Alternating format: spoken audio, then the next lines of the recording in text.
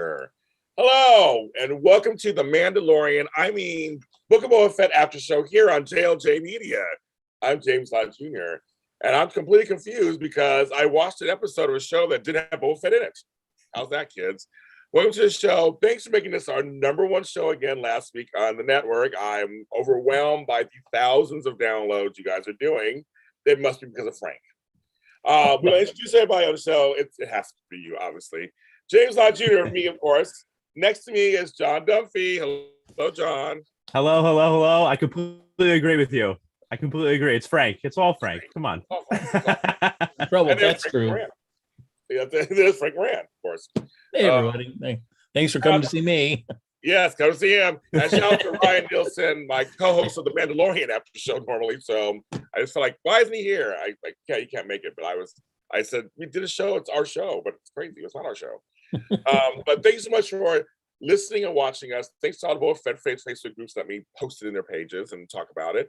But again, we were the number one show on my network with thousands of downloads last week again. I'm just like, it is beating everything else that I have on network. I'm just very grateful. We're grateful. Thank you for listening to our hot takes on this show. It's a Dunphy effect. That's what it is. Dunphy effect. There you go. I'll take either of you guys, mostly either of you, so I'll take it. This is chapter 5. We're almost done. 2 more episodes after this. The Return of the Mandalorian. As soon as you knew the title, well, the opening sequence, you knew what was going on. Or did you know what was going on? No, he didn't. So I have to ask, before you even start, I have to ask you guys, okay, in soaps, standalone episodes happen all the time. Usually it involves the cast in some kind of interesting situation that's not normal to the regular. Frank and I know that from General Hospital. I know it from Days of Our Lives. I know it from Bold and the Beautiful. There's like a character and give them like a Scrooge theme at Christmas, and everybody's doing characters, things like that. They have the Nurses Ball, which is like something totally kind of separate from the rest of the show. Frank, I'm going to ask you, how shocked were you by this episode? It does make you rethink like what the Boba Fett our story arc is, because if they can afford to take one of the episodes and just kind of focus on the Mandalorian, perhaps people maybe I was thinking too that it was like building up to something huge. Maybe it's not that huge, and so I would think they wouldn't spend one episode on this if they thought it was going to take away from the remaining episodes to tell the story they wanted with Boba Fett. So if they want to just kind of do like a standalone, catch us up on the Mandalorian and not sacrifice any of the quality, okay, sure, why not? Well, Frank, in the soap world, we're not very optimistic. So how optimistic are you that they will follow through with something big for having done this episode? I feel like we know what the big is for this. Then it's not like the fate of the universe or the galaxy or anything like that. It is basically, is Boba going to be able to beat the Pikes and establish his dominion over his little section of Tatooine? So I think the stakes are small enough that you probably get it done in 2 episodes. But I think there will be enough ramifications that it should get picked up for a second season. There are things that could easily be played out on that second season. So, John, do you think this could have been a special Mandalorian episode to explain that he got a new ship?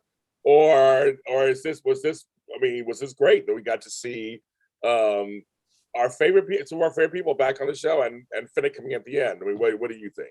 Yeah, I loved the episode. I thought the episode was great. I just kept getting confused because you were saying, I almost felt at times, I was like, wait, what show am I watching again? Is this the Mandalorian or is it the Book of Boba Fett? We had an entire chapter of the Book of Boba Fett that didn't include Boba Fett at all. And I was thinking to myself, like, I wonder if it would have felt better to me if we got that conversation between Fennec and Boba that happened right at the end of the last chapter. If that like kicked us off in this chapter and then we cut to the Mando going to that weird butcher shop or whatever, and then it ends with Fennec sort of finding him at the end, saying like, hey, do you want to come and work for us? That would have felt more like, okay, this is the Book of Boba Fett, but we're getting a heavy Mando episode. Whereas this really just felt like an episode of The Mandalorian to me. But I loved it. But see, now that's when I started seeing the fan base has been so divided over the last 4 chapters, where people are hating it, people who are loving it. We've been loving it. There's just we like it a lot. But I do like it. But Frank, does this, because everybody's universally loving the episode, does this show how kind of maybe superior in Will's eyes Mandalorian is and was? Does that hurt the Boba Fett show? I don't know if it hurts the Boba Fett show, because for me, I haven't disliked the Boba Fett show at all. I mean, if I had to pick between the two, I might just edge it towards the Mandalorian, even though Boba is a character that's been around for much longer. And, it's like, yeah, he's this cool icon from the Star Wars lore. Just what they've done with the Mandalorian in its 2 seasons, I've really enjoyed getting to see the world that they built there. So seeing this again for an episode, just very much like a hello old friend sort of moment. So you're like, yeah, this is great, especially as we're picking up little bits from where we left off on season 2, the Mandalorian, just kind of picking up the story and filling in some stuff. So I've seen that stuff online too, and where people are really praising this episode. But also noting how odd it seems within the Book of Boba Fett to do this one whole episode for this. It does seem odd. I mean, Jon Favreau, he seems like he has a very good handle on Star Wars. So I'm not going to be one to doubt him on this. So if he had a reason to do this, I mean, as of right now, I'm down to go with the ride, and hopefully by the end of it, it's like, oh yeah, now I can see why we spent a whole episode for this. It makes sense. Also too, and for me, again, I love the Mandalorian, so I love seeing Motto again. Everything. I love all that. My criticism of we'll talk about the whole episode, folks. I'm going to talk scene by scene, but my only complaint is I wish Boba Fett was there at the end, asking him, not Fennec. That's how I feel about that. In the chat room, Boba Fett is building his army. We get to see what the Mandalorian was up to yet. I get that they wanted some muscle. I get that. I remember Fennec said that we need to get some muscle. And I knew that we were saying on the show who we're going to get, who they're going to get. So getting Mandalorian makes sense because he's part of the universe. That part makes sense. It's kind of a spin-off of Mandalorian. But for me, I wish that Boba Fett actually was the one who came out and actually asked him. But that's just me. John, I don't know how you felt. I know at least for me, as I kept on watching this, like every scene, I'd be waiting. Oh, well, this is when Boba Fett or Fennec arrive. And did you feel like that, John? Like everything on that Tatooine, and then, this must be it. Nope, we get more. Right. No, I kept thinking to myself, I was like, all right, I love seeing Mando, but we're probably going to see Boba like 10 minutes into this. And then I was like, oh, well, maybe 20 minutes. I was like, well, how long is this episode? I was like, he'll show up halfway through. And then all of a sudden there was, 5 minutes left in the episode. It's like, all right, I don't think he's coming. And we were in space in some parts of it. We don't see space a whole set. Yeah. The Mandalorian is to me, what it did show you 2 very different shows. So everybody thought they were like, they're not similar shows, which is a great thing that Star Wars has in different shows, but they have 2 different feelings. They have 2 different, lots of humor, obviously, because of Homegirl and all this stuff, but it's just like completely 2 different shows. When all of a sudden we were in space, I'm like, that's right. They do space stuff. We don't really do that about that. So yeah, and it's interesting because like this, it's so true what you're saying. I haven't really thought about it that much, but in the Mandalorian, we're seeing so many different planets and so much travel. And here, in the Book of Boba Fett, we've been pretty much just on Tatooine, yes, and even the flashbacks are on the same planet that we're on in the present. So it's that's interesting. Yeah, very different. That's all we get. Desert. Chat room, yes, thinking the same thing, especially because it was 51 minutes long. It was a long episode, folks. It didn't seem long, but it was a longer episode. Okay, so we'll get into it. Bryce Dallas Howard who directed some episodes of The Mandalorian. So she's not a stranger to the universe. Love the direction, loved all the stuff that was in it. So that whole episode. So we're in a meat factory with these strange creatures in a meat factory. And there's a silhouette first. You see a silhouette behind those flaps. You know who it is? Our man. So he's in there do a job. So we see he's back to bounty hunting. He's still bounty hunting. I say back, he's still bounty. He's out there. He's still bounty hunting. And he's there to get Cabo Baez. And I guess humor. The whole thing, humor, of course. And I kept writing. It's kind of hilarious. And he has a little thing. He goes, "That's not me. It doesn't even look like me." Kind of this all kind of this humor stuff. He says the signature line, kids.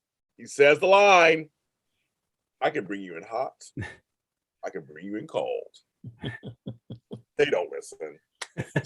So and the Darksaber comes out. So how did you feel about all of that, kids? Whoever wants to go first? I loved seeing the Darksaber. My first thought was, so Mando just took down Moff Gideon. He's got the Darksaber, and he's still just a bounty hunter. Like that's what he decided to do with all that power. Mm-hmm. But that was my first thought in this scene. I don't know about you, Frank. Well, I agree. It was interesting for that. And what I was thinking was, I mean, we saw where Mandalorian season 2 ended, but I also thought, like, is Bo-Katan gonna just let Mando just walk away with the Darksaber that easily? She said she wasn't. Remember, she said she was. Yeah, I get it. So to see him all in the middle of a bounty at the beginning of this, I was like, wow, I feel like we missed a couple steps, because I can't imagine that could have been like oh, well, I'll see you later. Okay, take care. See you later. No, when they mention her name sometimes in the episode, but no. So she wants it. She wants it. I mean, she promised she wants to get it. So I was a little surprised there too. The fight scene's fun, of course. Kills them all. Ends up slicing homeboy in half. So he went in cold, obviously. But he gets hurt by his own saber. Mm-hmm. So of course he got a little hurt. Man always gets hurt, so they always get hurt. Admittedly, it's I'm not like so steeped in Darksaber lore, but hearing it talked about if you're fighting against the blade and how important it is to fight with the blade to prevent to be able to use it properly and also prevent from injuring yourself. I didn't realize that was such a crucial element to that sword. Yes. Seeds planted for a Bo-Katan spinoff, I think Haywood says. There's been talks. There's talks for a Darth Maul one too. There's all kind of talks. There's all kind of chatter about all kind of spinoffs. And because they stopped work on that. What was it, Rangers of the New Republic or whatever, because the homegirl and all her issues. They're good. So that's kind of, so who knows, right? Bo-Katan will be season 3, obviously, but they did mention her. But yes, he has Darksaber. He has the head of homeboy. They let him go because all that money's just sitting back there. Bye-bye, do all that. So that's the first one. I was like, okay, now he's in space. I thought, okay, I forgot about that. They do space. That was really great. Loved the whole world that they were on. I loved all of that. It looked really great. Looked beautiful. Whoever created all that was wonderful. Then we meet the other two, the coverts, the other two. And we see again, hi, I'm back from Mandalorian's chapter 10. We get to see Paz Vizsla. We get to see the Armorer. They are here. And so now it's the 3 of them, basically, at this point. That's where Frank was kind of alluding to. There was a whole lesson. We got a whole lesson, Frank, about the Darksaber once again, about what it's supposed to do. Apparently, he wasn't doing it right. She had to teach him a little bit. So how do you feel about that part? That you see these 3. I love all their armors. Their armor's just the bomb. The spear. I forgot he had the spear. I forgot he had that.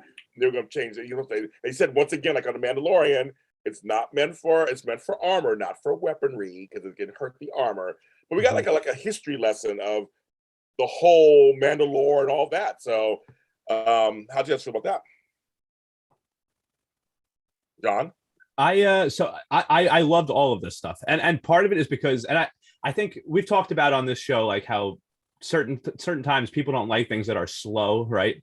But I feel like the moments that are slow, you learn about more of the history, the backstory of certain things, right? Like I thought it was so cool just learning about some of this history of the Darksaber. Like watching Mando struggle to swing this thing around was, it was wild to me because he's such a great fighter. And then just all these clips, these scenes of the training with the Darksaber. Again, like we didn't expect this type of episode to be all Mandalorian. I never expected when I pulled up Book of Boba Fett to watch it tonight that I was going to be watching a scene of Mando training with the Darksaber, against the Armorer. This was wild to me to watch. And I loved all of it. And just the fact that you have, a descendant of Tar Vizsla now challenging Mando for the Darksaber. Like my mind was being blown all over the place. And it was funny because it was very much he was catching them up on stuff Yeah. And I'm like, does nobody have mail or anything, or are they internet? No. But they're all catching each other up on stuff, and they're getting mad because Moff Gideon's in custody, but he's not dead. But it was always all these little things they were bringing up. That was like, okay, so I think if you didn't watch The Mandalorian, it's okay now. You kind of got a gist of some of the story. I think it was fine. The 9,000 tears, the big purge, all these sort of little flashes of that. So so Frank, this whole scene. I mean, how did you feel about it?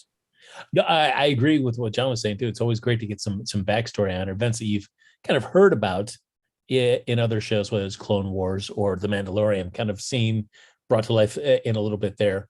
And it is interesting just seeing how Mando is. I mean, because he's certainly a different person after being with Grogu and saying goodbye to him. And so even the armor calls that out too. It's just that, you're not, your head's not in the game, so to speak. So that's also causing an issue with being able to wield the darksabers as well. So yeah, I mean, season 3 of The Mandalorian has a lot of different places it can go, and I'll be curious to see which direction they go in, or if they're going to try to address a lot of these different things in season 3. Hopefully not, because I'd like to see season 4 as well. Because he said, "I want to see him. I want to make sure he's safe. I like the baby." I was like, "Really? You want to see the baby? I want to see the baby." Yeah. What do you think he got forged for him, though? Who knows what's in there? Yeah, I know. I don't know what's in there. Yeah, I know what's in there. But it's strong. Whatever it is, it's gonna be strong. Yeah, it's very strong. Yep. Yeah, what it's gonna be. But I don't know either. But he wants to see Grogu. And okay. So we mentioned I got Grogu to talks. So I just want to mention, because I've been wondering, because I did the after show with Ryan. We were wondering what. Hi, Jim. We were wondering what Grogu was, where he will show up. Where will he be? This was such a big. The first 2 seasons, that's basically what the plot was. Basically, him protecting Grogu and getting him to a Jedi, to another Jedi, getting to a Jedi, and now that happened. So it's kind of like, well, there's no Grogu spinoff that I know of. So it's kind of like, well, where do we go? So so this gives us a little bit of he feels like a father. It feels like to be fatherly to me. He feels very paternal. And I thought, well, maybe Grogu's not done for good then on the Mandalorian world. Maybe, yeah. Kirsten, you're excited. Haywood thinks it was an amulet. These are fancy words. What the fuck's an amulet? What that is. They said amulets. Like just something like a big thing that just is like boss on it, or some just big boss. It's a chain boss. and medallion. It's a Tom logo. I don't know.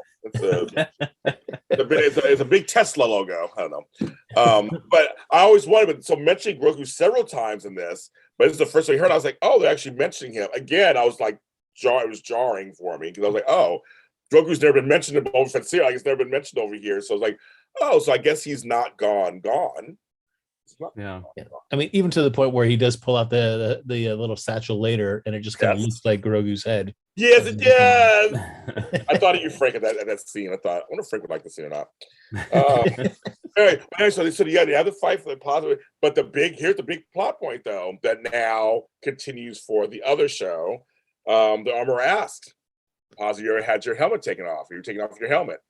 He's like, "No." Okay, Mandalorian. The question gets asked to him. Pause.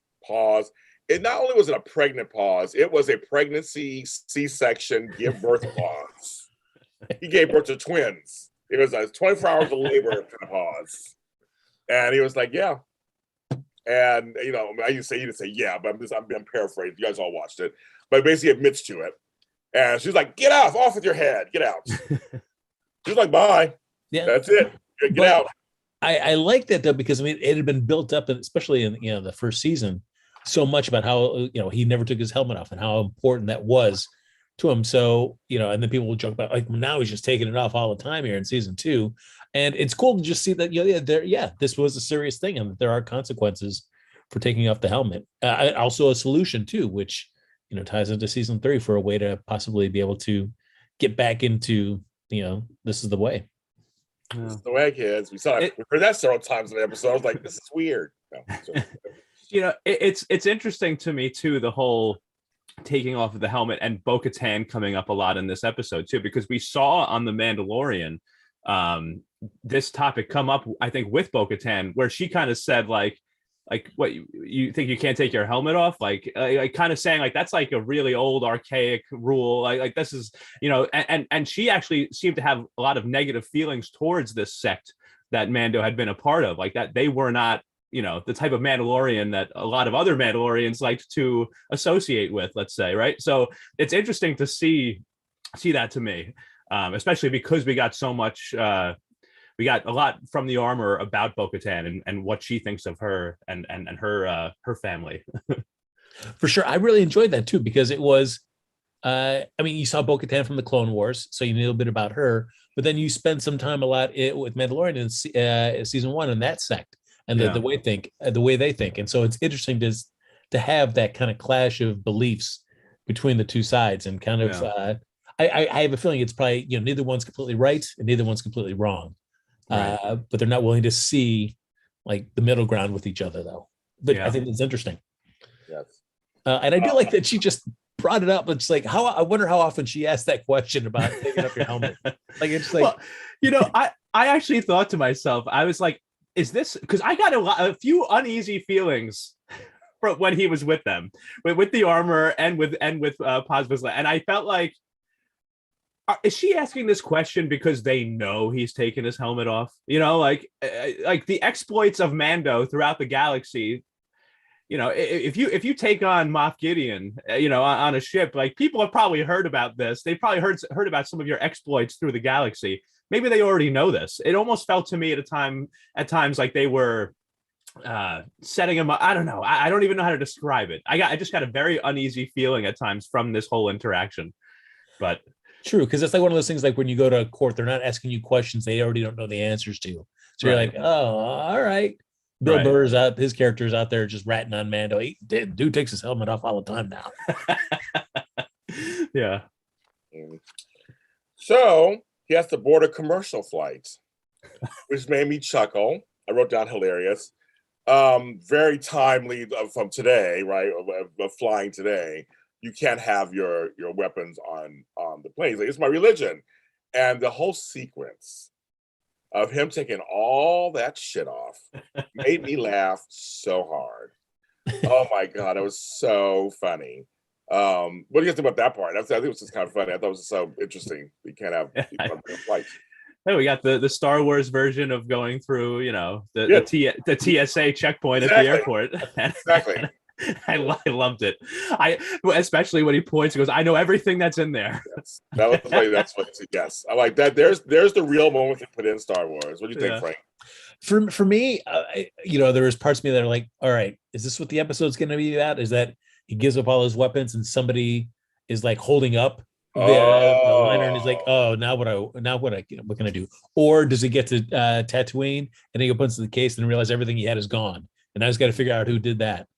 So I'm glad that the show, I was like, oh, I know where this is going. And I'm glad that the episode was like, no, it was just a little bit moment that we wanted to do, but it's not going to turn into a whole big thing. No, it didn't. But on the plane, again, this whole Grogu thing is coming around with the little Rodians. I remember them. Little cutie was on, so he made friends kind of with one of them, reminded him of Grogu. Again, watch this episode. We know what's going to happen next. Every scene was just like, okay, what's going to happen next? Well, when I saw homegirl, Amy Sedaris, I was like, you are kidding me now. We're going to Mos Eisley. We're going to see my girl Mata, and you see a little tiny rat thing. And I'm like, this is okay. I'm like, oh, because I love her on the show. I love her on Mandalorian. So I thought, okay. I was like, gosh, at the Razor Crest. That's right. It's all so that again, this all makes sense for Mandalorian stuff. It's so weird. But it was like, okay, we're going there, I guess. And that's where we went. We went there. And he's trying now. There's a whole thing about getting a new ship, which now is called the Naboo N1 Starfighter. But it's all messed up. It's not done correctly. So that whole sequence, we meet the Jawas. We're very, very hairy, as she puts it. I mean, it's those things. It was hilarious. The whole thing was hilarious to me, and it was kind of fun to watch. But that whole sequence of building the ship, what do you guys think about that whole thing? I mean, I thought, because at first when you see him going to Tatooine, you're like, okay, he's just going to segue right into the Boba Fett story, right? And then we just have this whole diversion. It's like, no, he's going to be hanging out with Amy Sedaris, and Yeah. learning about hooking up with Jawas and and building the starship. Those rats, I guess, or Yeah, whatever. They're gaming. So like, oh, all right. I mean, that was, but it was. I enjoyed those characters in Mandalorian, so I was like, all right, I'm down for the ride wherever you want to take me. So I enjoy a good a starship building montage, especially when you get to see something from the prequels. Kind of, it's a nice little nod to that. Yes. So, cool. Yeah. This whole episode, I'm sorry, you guys. This whole episode's so weird to me because I feel like I should be talking to Ryan Nielsen doing the Mandalorian show. But it's Boba Fett's. Well, it's such a weird. I'm having like this weird cross moment. It's like it's so weird to me. I'm like, it's so crazy. Anyway, so John, what'd you think? I loved all of this. I think so. Amy Sedaris, I agree with you. I absolutely love her, and I love her. I love her in Star Wars. The comment about dating a Jawa once and they're very furry. That was, and I think she said, I think she's like very furry, and they've got some issues, something like that. She said too. She added, and I just thought it was great. But then actually hearing her speak Jawa too, that was fantastic. Yeah. And like Frank was saying, I love a good shipbuilding montage. But I even thought the little that little bit that was included with Mando saying like, "Oh, can the Jawas get me a part?" When he finds out that Amy Sedaris basically just gives them a shopping list every day, like sends them out to the store, like, yeah, right, like, it's just whatever you guys put the specs together, I'll make it work. I was like, okay, girl, right, and like it turns out that like the part that the Jawas come back with, actually they got from the Pikes, right? I believe was so like it's funny that like even in that way, like you're getting connections to Boba, I guess, in a certain way. But I just thought the whole thing was very interesting. I feel like we learned a lot in this episode. They've done a great job. This whole season, I feel like they've done a great job of making 50 minutes. Tonight was like 50 minutes. We've had shows that were a little bit less than that, but it always feels like you're getting a lot of substance. I feel like we're learning a lot. We got, it was so much. We got so much in this episode, and we learned so much. I feel like. But why it's so for folks who don't watch Mandalorian, maybe now you'll watch it. You're thinking like, oh no, because literally this gives you a lot of information that's related to that. Yeah. So there's something. If you're not watching it, maybe now you'll tune in. I love it. I think it's a great season. This episode to me actually felt more like like sort of like what the MCU does with things, where you get like a movie that features one superhero, but there's one superhero along for the ride that you didn't expect, whether it's a Thor movie and Hulk is in there or something, something like that. Like it felt like, okay, this is the book of Boba Fett, but we're focusing on the Mandalorian right now. Like it felt like two, it's just, I really like this, honestly. I would say, Frank, when he says that, how do you feel about that? Because you're a Marvel guy. So how's that? Is that, you think it's kind of similar? Yeah, I mean, and I guess that's the cool thing about the Star Wars. It is so big that you can have these connections between, whether it's all the way back to the prequel with the Naboo starfighter. So it's like that. What a great pull that is to have Allison become Mando's new ship. And then the other characters that you're running along the way. And so I always enjoy when you kind of like a nerdy tech talk and explain like how those old ships are, how they're different than what they are today, what the pluses and minuses of it. Like, oh yeah, you can't, this can't be tracked. It can doesn't need a hyperspace ring to operate. All these little cool bells and whistles that I always dig. That was fun. That was like, because for all Motto's silliness, kind of. So she knows what she's talking about too. She's really, Amy Sedaris does a great job of that mix of like 1 second she's being super funny and hilarious. Next minute she's throwing in the terms, the wordage, and she's really doing it.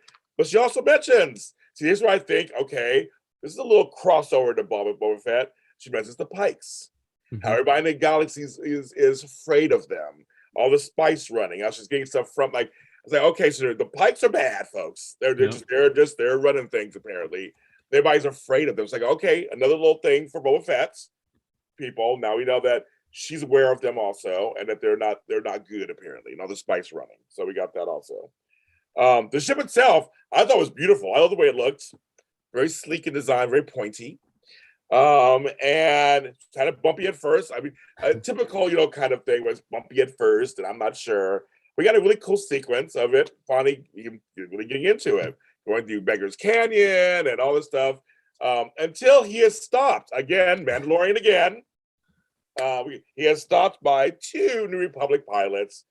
One played by, we saw him before in The Mandalorian, and he goes by Captain Carson Teva.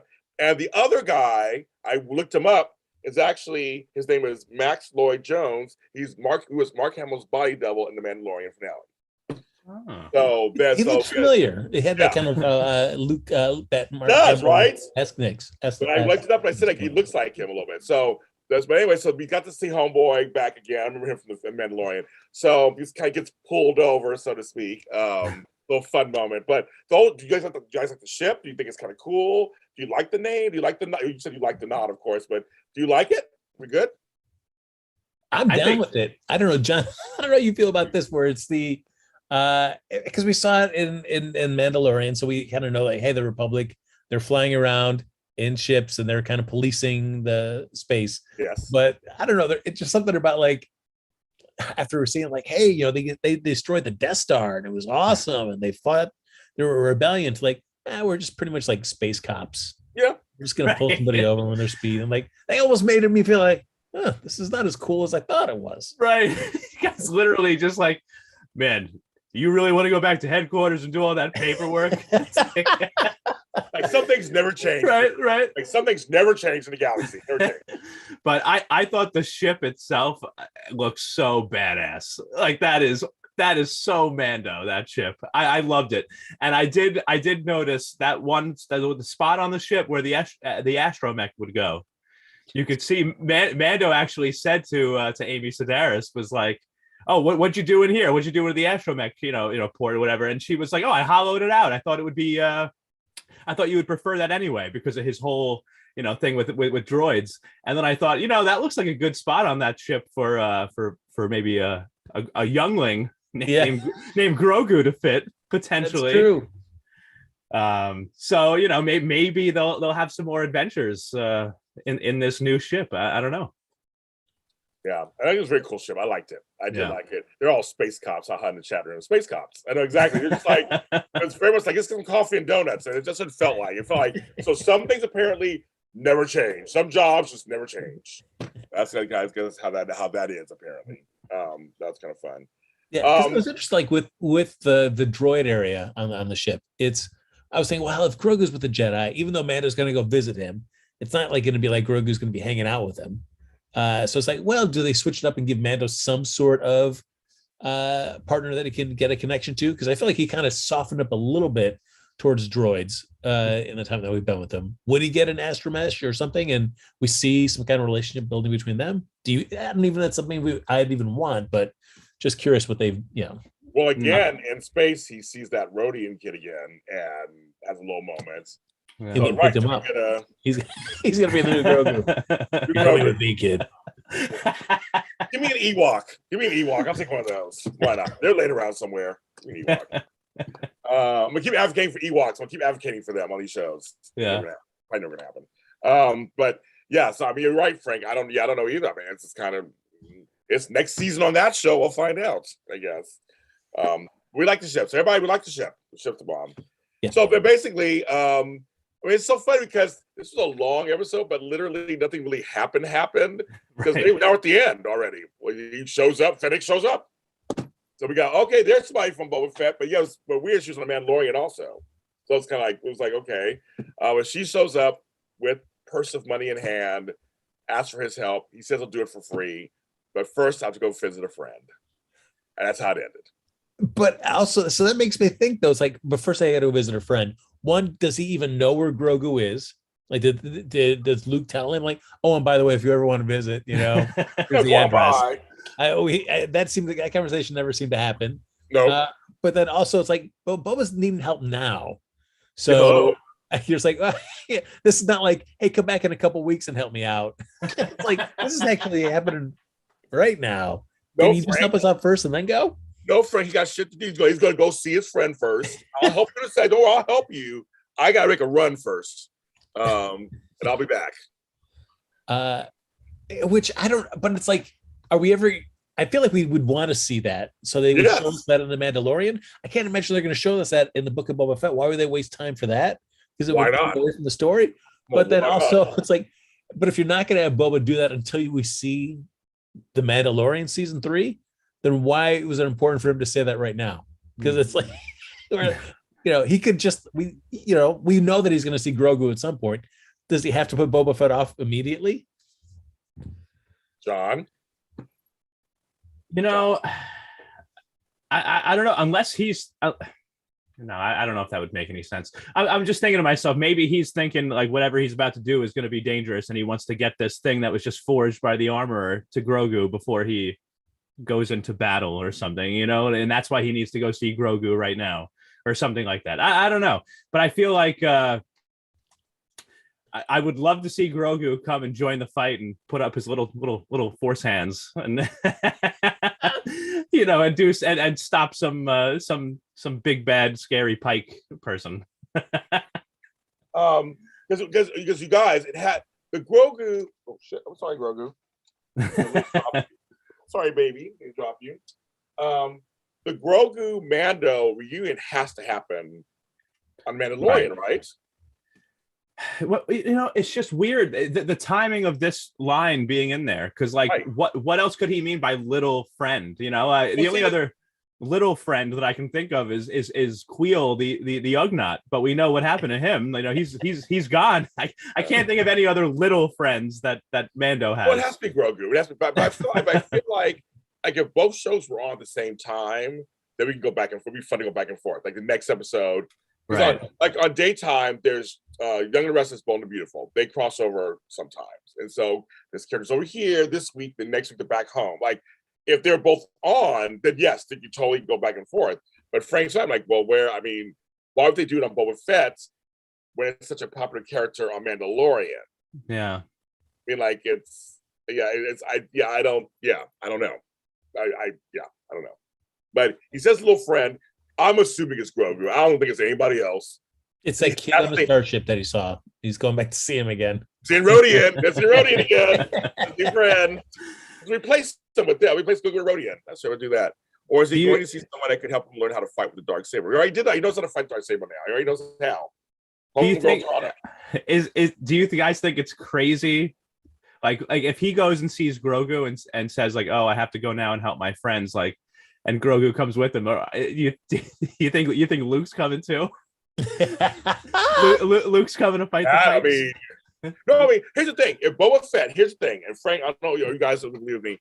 If this finale, season finale, is an army that includes several other characters, that would make it an epic. It would make an epic story. It would be a big finale. I think people would love that. I think. But I don't know, Frank. Is that? Yeah.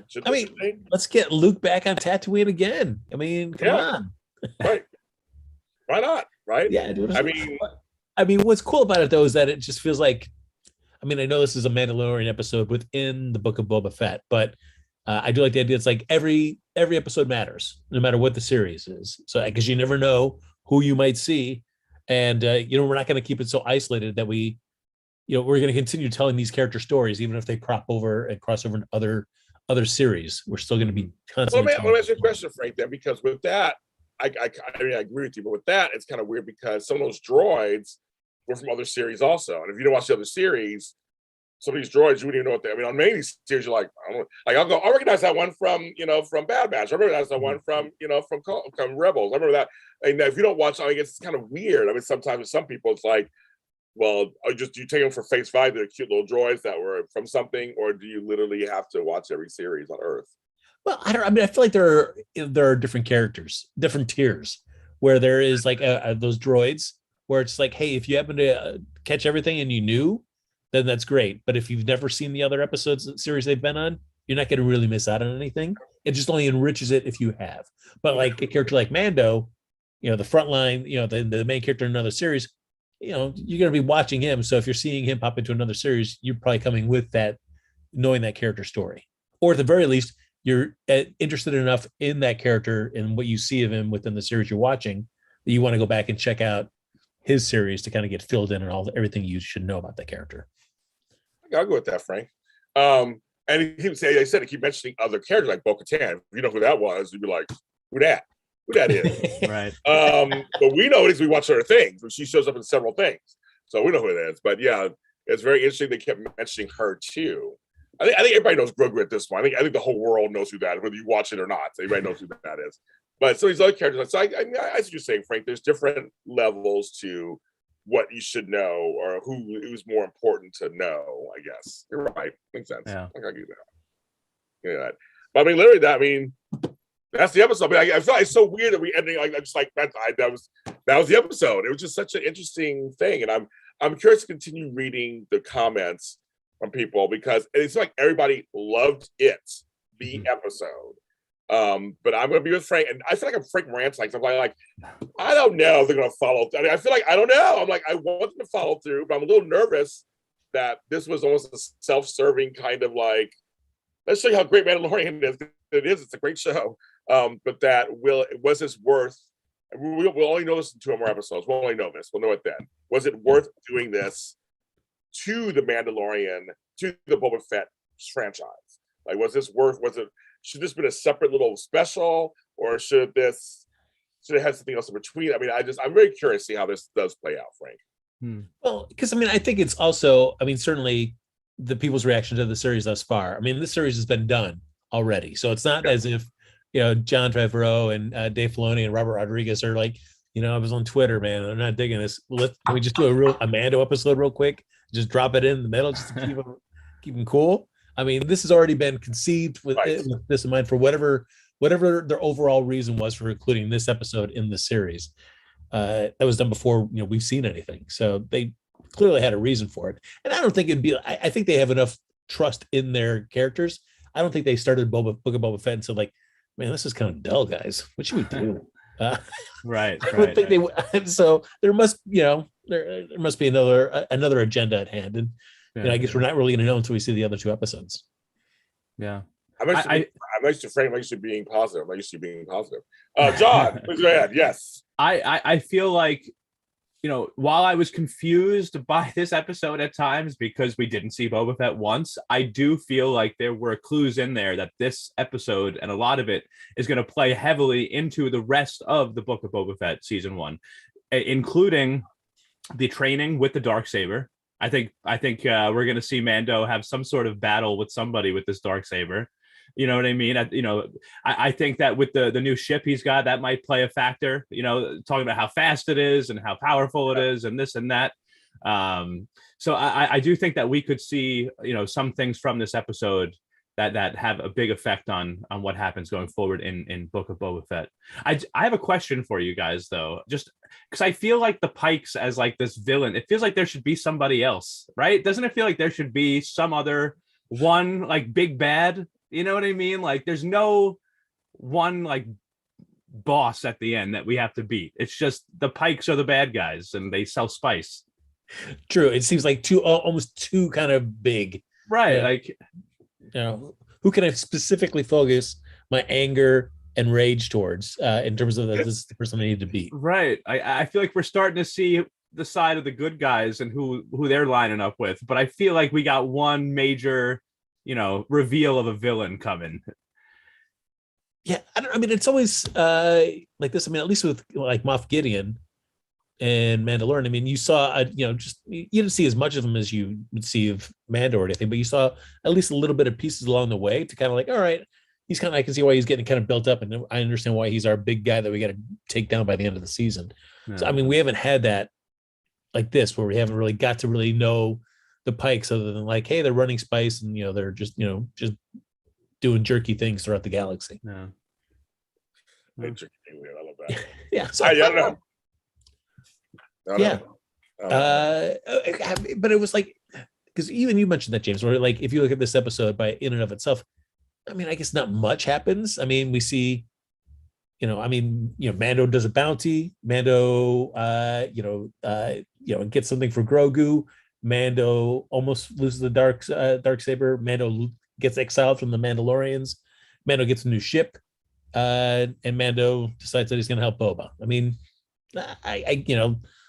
that's at least I was kind of moved the character along. I mean, no, saying, yeah, it's no work. No, it was more of a character study. It was very much like I said, we got a lot. It was a lot of, as we say in the soap, it was an info episode. I mean, we got a lot of exposition. I mean, yeah, for Mando fans, it's an episode that it totally gives you a bunch of stuff. I mean, it gives you a bunch of stuff.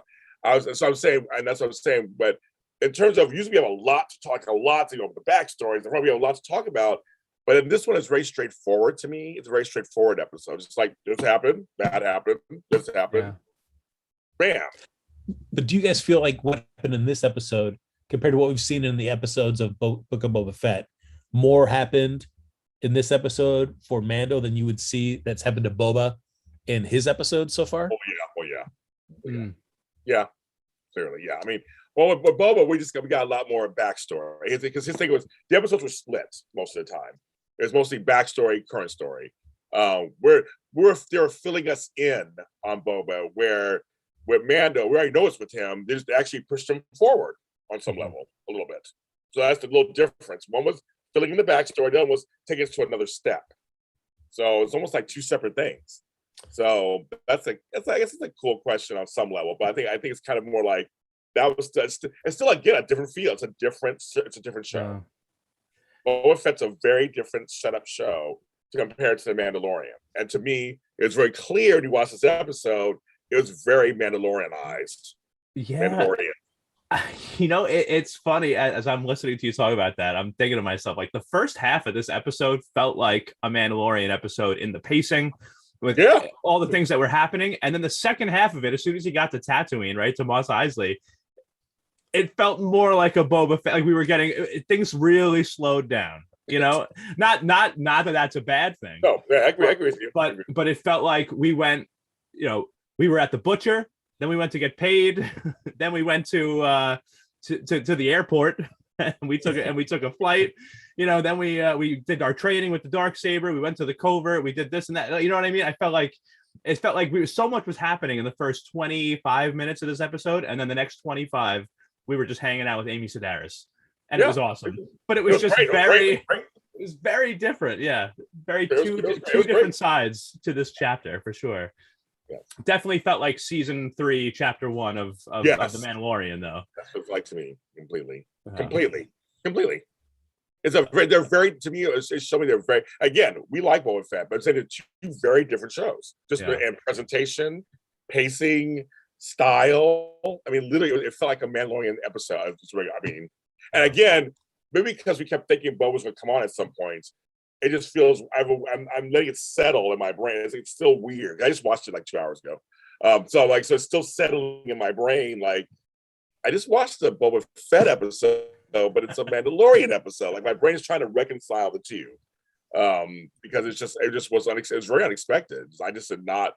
I wouldn't be surprised if Grogu had shown up or somebody else. I mean, like I thought Bo-Katan was going to show up at some point. Like I found you, haha. Who knows? I mean, they're all in the same universe, so like, why not? Right? They could do that. Ahsoka's going to be in the same universe too, so it's like, will she show up at some point too to bring it all together, or will he go there next to promote that show? I mean, like it feels like it's really open because this is the first series after the series. So now there's 2 of them out there besides Bad Batch. I'm saying, but this is the first live action. This is the next one now, and now we have Andor coming and Obi-Wan coming. So like.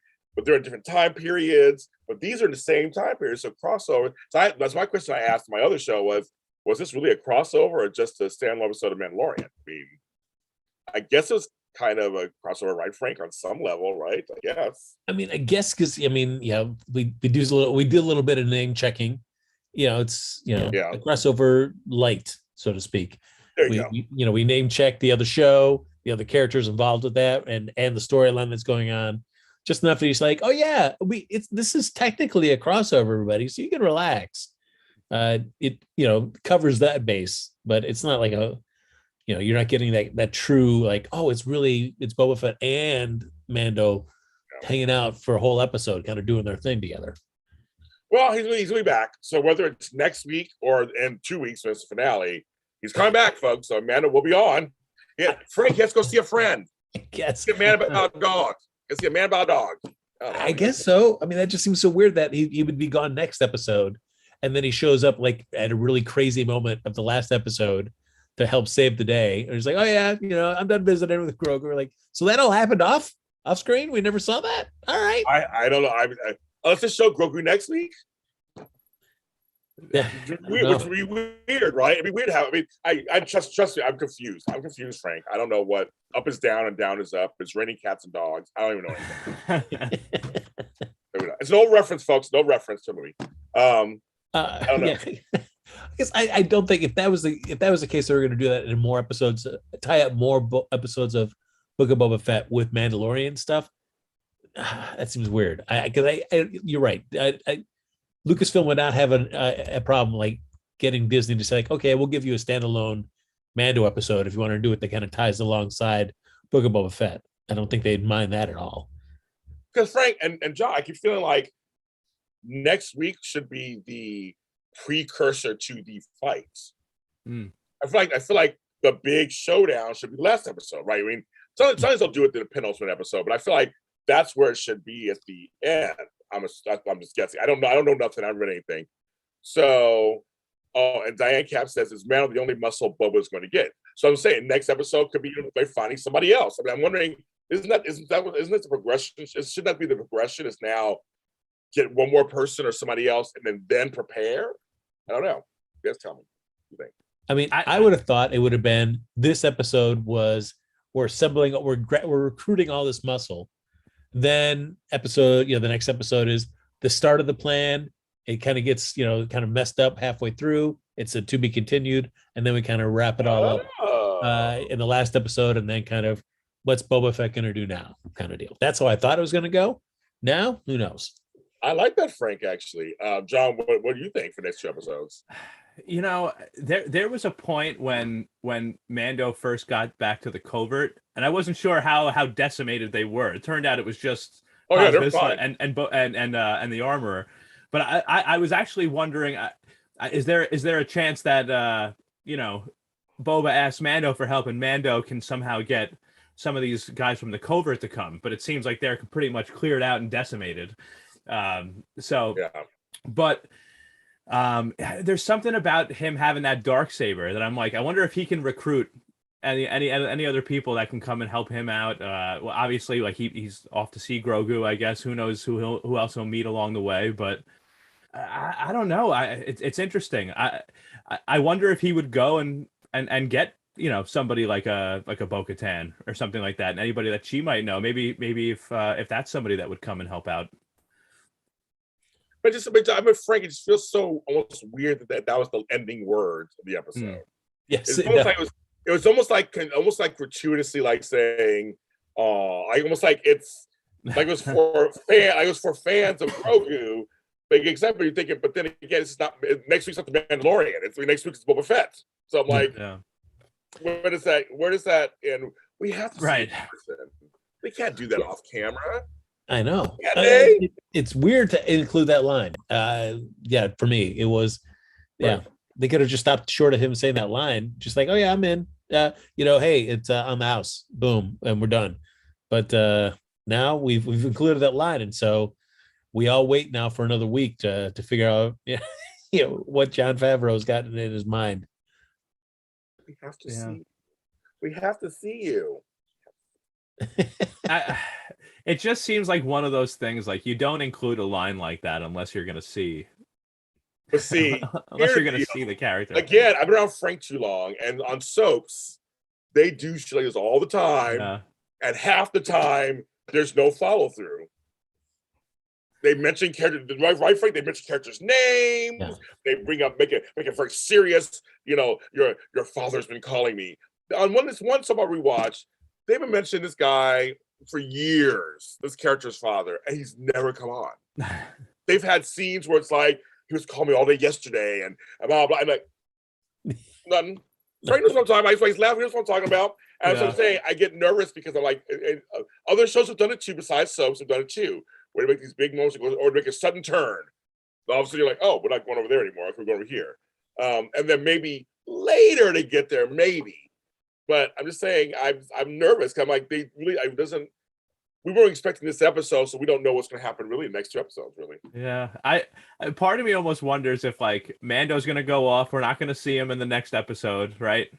And then in that final episode in the finale, we're going to see him in his super fast new ship. Exactly. Come in and save the day, right? And then whatever he went off and did, when he went to see Grogu, maybe that'll be a flashback we get in the next season of The Mandalorian or something. And we finally get to see, we finally get to see what he got the armorer to make for Grogu or something. See, I have a feeling he's not gonna be on next episode. I just have this weird feeling he's not on next episode. Yeah, but it's back to Boba Fett business. Yeah. Mm-hmm.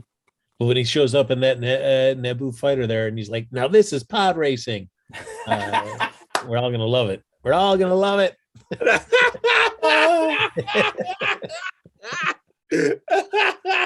Oh, God. So kids, that's your Boba Fett. I saw this online, the Book of Mandalorian after show. I saw that online trending. I was laughing. Boba Fett after show here on JLJ Media. You guys, thanks for doing this again with me. We'll be back next week again. I'm totally lost. We'll be back again next week. Same time, same channel, same people doing the same thing. John, tell me they can find you and your shows. So I'm John Dunphy. You can find me on Facebook at my name, John Dunphy. If you want to find me on Instagram or Twitter, I'm at JDun89. I do a podcast called Jury Duty, a Big Brother podcast with two of my very, very good friends, Kyle Petty, Gina Morgino. We talk about Big Brother. We talk about Survivor. We talk about The Challenge. We'll be talking about Celebrity Big Brother coming up next month. So check us out. You can find us there at BB Jury Duty on Instagram and Twitter, and Jury Duty, a Big Brother podcast on Facebook. You're like, you just like, I'm like, I'm talking to you. You're like, oh, me? I want to do something? Yes, you. Frank Moran, and Frank and I will be here on Sunday doing the General Hospital, of course. But Frank, where else can they find you? Find me on Twitter and Instagram at Happy Go Jackie. And I tagged you in a donut podcast. The donuts I had this morning. I tagged you in it on Twitter. I saw that. Nicely done. Going to Randy's. I had delivered to me. The Randy's came to me. Oh, well, look at that power move right there. Yes, it was delicious, kids. It was really good. Let's say that. But anyway, I'm James Lott Jr. We're all James Jr. You can find me all James Jr. can be sold at James Lott Jr. on all social media platforms, including TikTok. I did do a little special mini episode of the Mandalorian after show because I had to, because this episode was so Mandalorian heavy. So you can follow that now. And a new episode of Darth Vader is Your Father is coming out also because he's look busy. He's coming. That'll be out too for all your Star Wars needs. Tomorrow I do the And Just Like That after show with Emily May Heller, the Sex and the City spinoff reboots. We're almost done. No two episodes left in that one too. So we're doing that. We do that tomorrow also at 5 p.m. live here, 5 p.m. Pacific Standard Time. Me and Emily May Heller, we talk about that. And again this weekend, of course, all the soaps. So all right, please take care of yourselves. Be safe. Be careful.